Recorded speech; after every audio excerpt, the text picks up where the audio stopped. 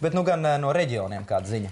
Dažādi dati liecina, ka Latvijā nemācās un nestrādā vairāki 10 000 jauniešu vecumā no 15 līdz 24 gadiem. Lai mudinātu meklēt darbu vai vēl labāk to radīt pašiem sev, programma Junior Achievement Latvija un veiksmīgi uzņēmēji Rēzeknē aicināja jauniešus ieklausīties viņu pieredzē un pašiem mēģināt. Vairāk stāsta Latgales reģionālā televīzija. Rēzeknes Austrumlatvijas radošo pakalpojumu centra zāle bija pilna ar zinātgribošiem jauniešiem.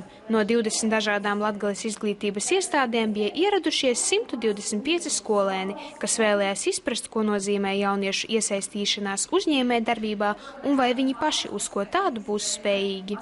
Ļoti daudz latviešu jaunieši zinoši ceļo projām no Latvijas un negrib šeit uzsākt ne savu uzņēmēju darbību, neko tādu, ka tepat Latvijā ir lieliska iespēja, tā teikt lieliska augsne, kur sākt attīstīt sevi, radīt lieliskus uzņēmumus, idejas, atrast sponsorus, nodibināt tiešām lieliskus kontaktus. Lektori, kas mums piedāvāja visas šīs idejas, viņi ļoti aizrautīgi stāstīja.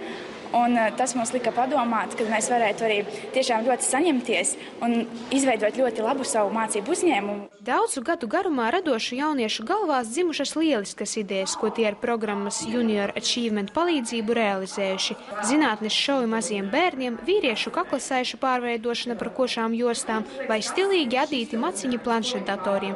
Tie ir tikai daži no realizētajiem biznesa projektiem. Arī Latgales jaunieši radījuši nevienu spožu produktu. Latgalē vairāk sasaistās ar praktisku darbību, ar amatniecību, varbūt ar pārtiku. Vēl pirms 2 gadiem mums bija veiksmīgs uzņēmums no Latgales skolas, kur viņi piedāvāja dažādus kaltētus augļus un dārzeņus. Par vienu no skolēnu virzītājiem biznesa izglītības biedrība uzskata dažādus veiksmes stāstus, personības, kas iedvesmo uz jaunradi. Ilona Markunaite, kas ir veiksmīga Latvijas uzņēmēja no Rēzeknes, ir viens no šādiem piemēriem. Svarīgākais, kas viņiem būtu jāņem vērā, ja viņiem nav tā iedvesmas avota, ir viņu pašu mērķi.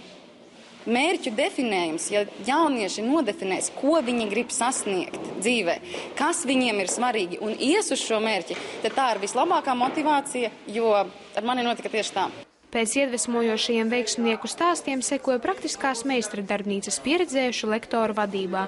Daudziem radās jaunas biznesa idejas un iespējams kādu no tām jau redzēsim nākotnē kā gatavu produktu. Agnese Gusāro, Roberts Kalniņš, Latgales reģionālā televīzija.